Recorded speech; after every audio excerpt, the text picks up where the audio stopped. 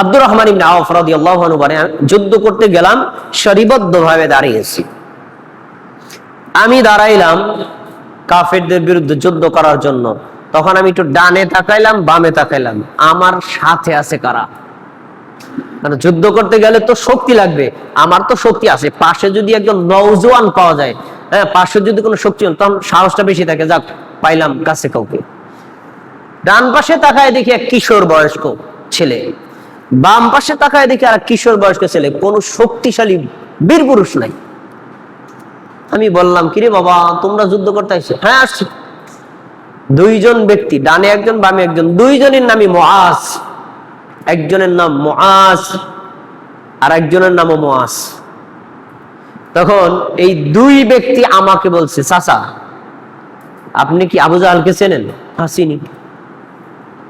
যুদ্ধ শুরু হইলে আবু জাহাল দেখলে আমাদেরকে দেখাই দিবে। কেন? কাজে শুনেছি আবু জাহাল আমার নবী মুহাম্মদ সাল্লাল্লাহু আলাইহি ওয়াসাল্লামকে গালি দেয়। আজকে আমাদের মিশন হলো আবু জাহালকে খতম করা, অন্য কাউকে নয়। আপনি দেখা হলে আমাদেরকে বলবেন। আব্দুর রহমান বলছেন, যখন যুদ্ধ শুরু হয়ে গেল, আমি ঘোড়ার ফাঁকা দিয়ে দেখাচ্ছি, এ যুবকেরা, ওই যে আবু জাহালকে দেখা যাচ্ছে। যুদ্ধ শুরু হয়ে গেছে, তীব্র তরবাল চলছে। এই দুইজন যুবক বাস পাখির মতো আবু জাহেলের উপর ক্ষিপ্তভাবে আক্রমণ করে তাকে ঘোড়া থেকে ফেলে দিয়েছে। আক্রমণ করে তাদেরকে ফেলে দিয়েছে এবং কি তাদেরকে হত্যাও করেছে। দেখেন, এই যুবক দুইজন আল্লাহর নবীর নিরাপত্তার জন্য কাফের মুশরিককে একদম যুদ্ধের ময়দানে কতটা বীরত্ব প্রদর্শন করেছে। তাহলে বোঝা যাচ্ছে যুবকরা তাদের কাজ হলো আল্লাহর দ্বীনের জন্য এইভাবে নিবেদিত থাকা। একটা দৃষ্টান্ত আমরা পেলাম। আর একজন ব্যক্তির দৃষ্টান্ত নেন।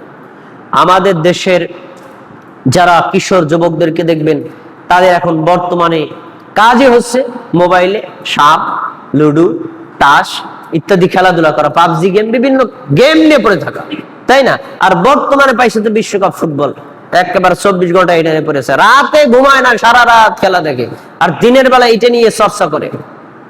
এই হলো যুবক। অথচ এই যুবকের বয়স 25 বছর, 26 বছর, 30 বছর, আর জীবনের কোনো লক্ষ্য নাই। এরা মানে লক্ষ্যহীন ভাবে চলাফেরা করছে। যুবক, তোমরা একজন ব্যক্তির দৃষ্টান্ত নাও।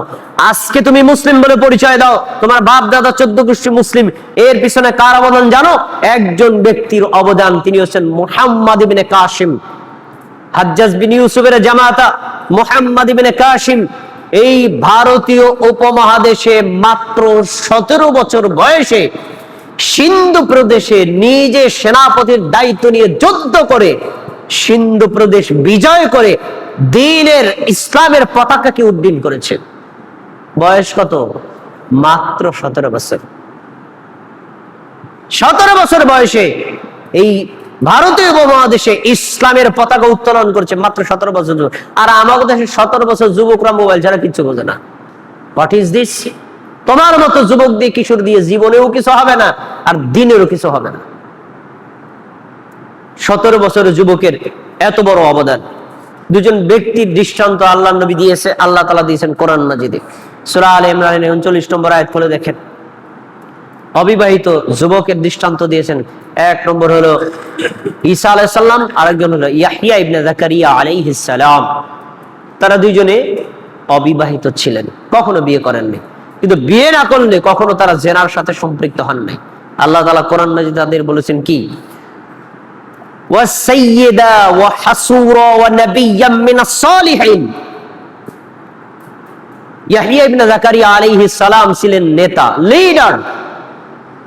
তারপরে তিনি ছিলেন ওয়া হাসুরা, অবিবাহিত নারী বিরাগী মানুষ, ওয়া নাবিয়্যাম মিনাস সালিহিন, নেককার নবীদের অন্তর্ভুক্ত।